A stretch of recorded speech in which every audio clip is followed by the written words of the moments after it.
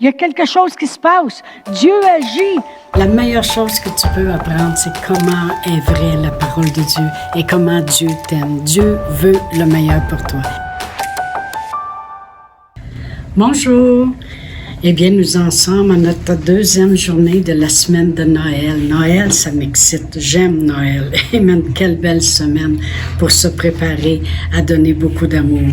Alors, hier, on a vu justement que l'amour allait être exprimé par notre Dieu Tout-Puissant lorsqu'il nous a donné Jésus et qu'il nous a dit dans sa parole que c'est un don de Dieu. C'est un cadeau qu'il nous a fait. Vraiment, Noël, c'est quoi? C'est reconnaître le cadeau que Dieu nous a fait. Amen. Je veux qu'on voit aujourd'hui qui est Jésus. Alors, je vais tourner en premier à Matthieu 16. Matthieu 16. Et puis, je vais lire du verset 13 à 18. Matthieu 16.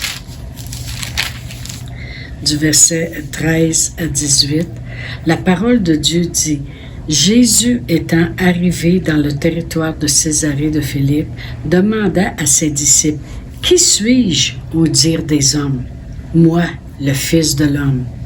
Ils répondirent: les uns disent que tu es Jean-Baptiste, les autres que tu es Élie, les autres Jérémie ou l'un des prophètes. Mais il dit: Et vous?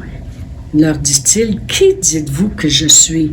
Alors Simon-Pierre répondit: Tu es le Christ, le Fils du Dieu vivant. Alors Jésus, reprenant la parole, lui dit: Tu es heureux, Simon, fils de Jonas, car ce ne sont pas la chair et le sang qui t'ont révélé cela, mais c'est mon Père qui est dans les cieux. Et moi, je te dis que tu es Pierre, et sur ce roc, je bâtirai mon église, et que les portes du séjour des morts ne prévaudront point contre l'église, contre elle. Alors, Jésus était très intéressé à savoir: Qui dites-vous que je suis? Qui suis-je? Puis on sait très bien que dans la parole de Dieu, à un moment donné, il parlait encore à des grands prêtres, puis des pharisiens, puis les Juifs. Et puis il leur disait ceci dans Jean 5. Je vais tourner. Je commence par des Écritures, mais après ça, je veux vraiment vous dire qui est Jésus. Alors, ici, Pierre avait dit: Tu es le Christ, le Fils du Dieu vivant, qu'on vient de lire. Puis Jésus, il dit: Je sais que c'est pas le naturel qui t'a révélé cela. C'est pas la chair et le sang. C'est mon Père qui t'a révélé ça. Puis c'est sur cette révélation-là que je vais bâtir mon Église. Dieu aime qu'on ait la révélation de qui il est. Amen. Alors ici, il parle aux Juifs, puis il leur dit au verset 39 dans Jean 5, je vais lire 39 et 40, il dit: Vous sondez les Écritures parce que vous pensez avoir en elles la vie éternelle. Ce sont elles qui rendent témoignage de moi, et vous ne voulez pas venir à moi pour avoir la vie. Alors, qu'est-ce qu'il voulait dire par vous sonder? Vous savez, si moi je vais sonder le terrain en quelque part, je vais aller perforer, je vais creuser, puis je vais regarder quelle sorte de terre.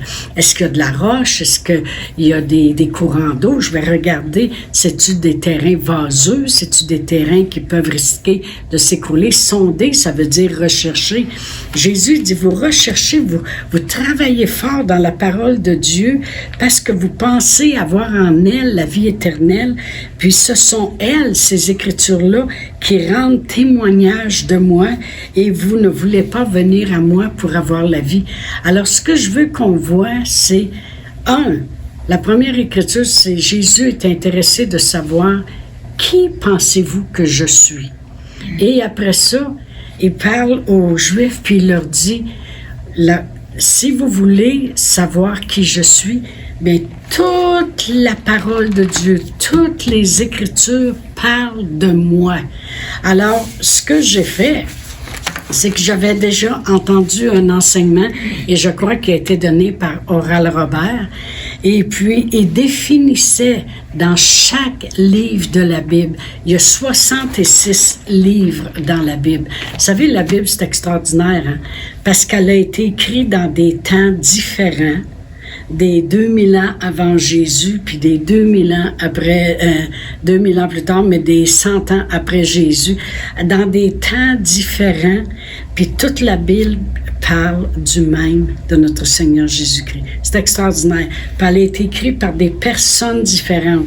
Jamais personne dans le naturel n'aurait pu écrire un livre comme celui-là. C'est un livre très spirituel. Amen.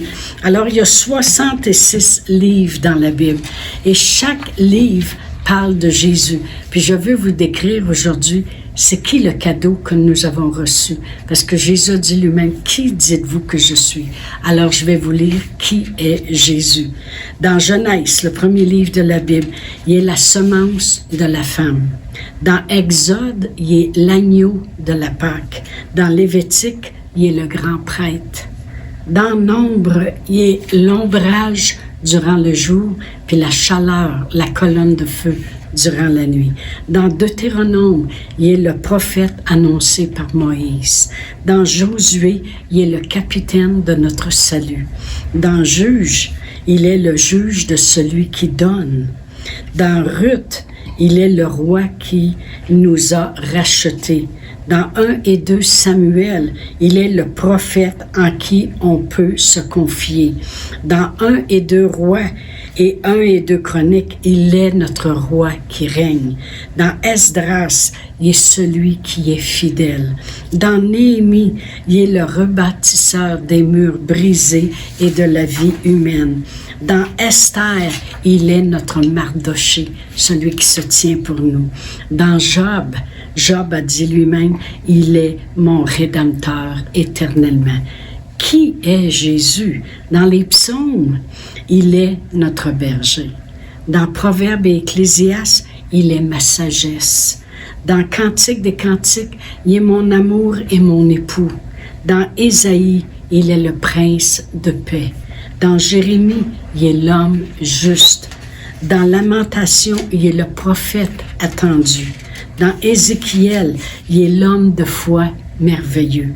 Dans Daniel, il est le 4e homme dans la fournaise ardente. Qui est Jésus qui est venu? Dans Osée, il est le mari fidèle. Dans Joël, il est celui qui baptise du Saint-Esprit. Dans Amos, il est celui qui porte les fardeaux. Dans Abdias, il est celui qui est puissant pour sauver. Dans Jonas, il est le missionnaire étranger. Dans Michée, il est le messager aux pieds qui sont beaux. Dans Nahum, il est celui qui venge les élus. Dans Habakkuk, il est l'évangéliste de Dieu. Qui est Jésus qui doit venir? Dans Sophonie, il est le sauveur. Dans Agé, il est celui qui restaure et qui est notre héritage perdu.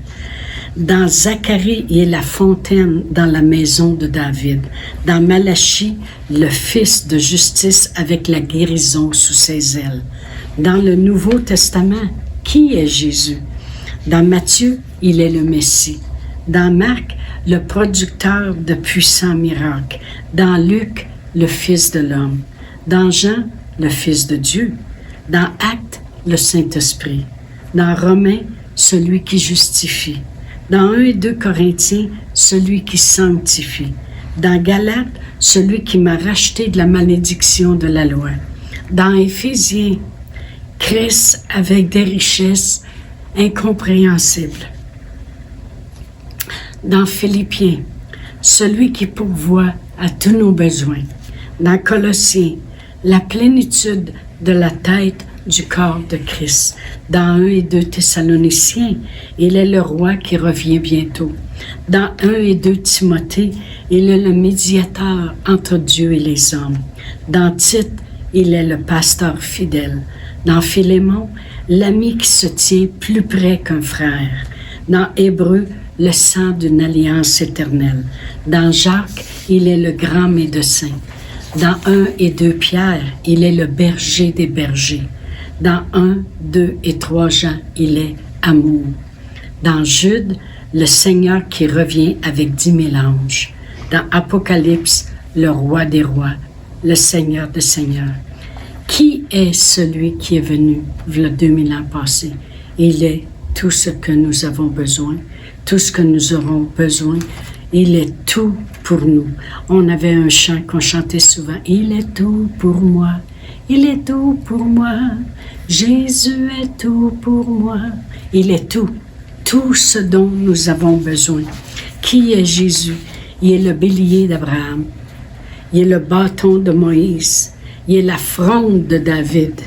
Il est la farine dans le pot de la veuve. Il est l'ombre de Pierre.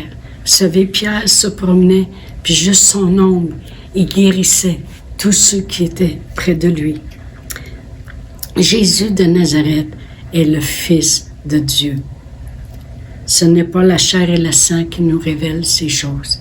C'est la parole de Dieu inspirée par le Saint-Esprit.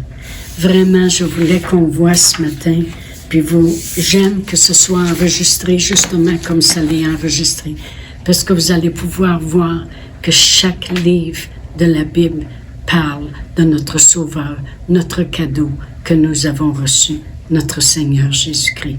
Alors, je voulais vraiment qu'on prenne un temps spécial dans cette semaine de Noël pour parler de qui est Jésus. Amen. Il est tout ce que nous avons besoin. C'est le plus beau cadeau que Dieu pouvait faire à l'humanité.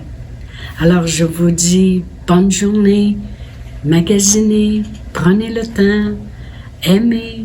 C'est la meilleure semaine pour le faire. Alors, à demain. Chantal Paulus est avec vous tous les jours du lundi au vendredi sur Facebook et YouTube. Vous pouvez écrire à Chantal en privé sur Messenger si vous désirez faire un don par Interac. Voici l'adresse courriel capsule.inspiration@gmail.com. Le mot de passe est inspiration au pluriel. Vous pouvez aussi faire un don par www.eslr.org/DONS.